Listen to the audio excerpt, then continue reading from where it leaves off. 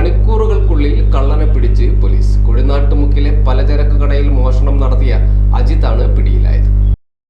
കൊടിനാട്ടുമുക്കിലെ ജനസേവാ സ്റ്റോറിലാണ് മോഷണം നടന്നത്. പാലകുറുമ്പ ക്ഷേത്രത്തിലെ ഉത്സവം നടന്ന രാത്രിയിലാണ് കടയുടെ പിൻവശത്തെ വാതിൽ തകർത്ത് കള്ളൻ 32,000 രൂപ കവർന്നത്.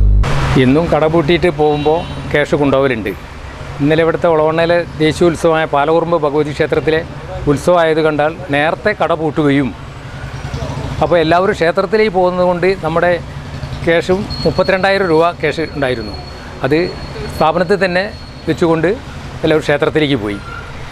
ഇന്നലെ കട 10 മണിക്ക് പൂട്ടുന്ന കട ഇന്നലെ വൈകിട്ട് 6 മണിയാകുമ്പോഴേക്ക് ക്ലോസ് ചെയ്ത് ക്ഷേത്രത്തിലേക്ക് പോയി. ഇന്ന് കാലത്ത് 7 മണിക്ക് തുറക്കാൻ വന്നപ്പോഴാണ് പിൻവാതിൽ തുറന്ന് നമ്മുടെ ക്യാഷ് ബാഗ് അടക്കം ക്യാഷ് ബാഗിലുണ്ടായിരുന്ന 32,000 രൂപ അപഹരിച്ചതായിട്ട് അറിയുന്നത്. അതപ്പം തന്നെ നമ്മുടെ ബാക്കി 19 മെമ്പർമാരുണ്ട്, അവരെ അറിയിക്കുകയും അവർ പോലീസ് സ്റ്റേഷനിൽ പോയി പരാതി നൽകുകയും അതിൻ്റെ അടിസ്ഥാനത്തിൽ പോലീസ് സ്റ്റേഷനിൽ നിന്ന് ഫിംഗർ പ്രിൻറ്റിൻ്റെ ആൾക്കാരും അതിനുശേഷം ഡോഗ് സ്ക്വാഡും ഇവിടെ എത്തി. സ്ഥലത്തെത്തിയ പോലീസും ഡോഗ് സ്ക്വാഡും ഫോറൻസിക് വിഭാഗവും തെളിവുകൾ ശേഖരിച്ചിരുന്നു. പോലീസിന്റെ വിദഗ്ധമായ അന്വേഷണമാണ് മണിക്കൂറുകൾക്കകം പ്രതിയെ വലയിലാക്കിയത്.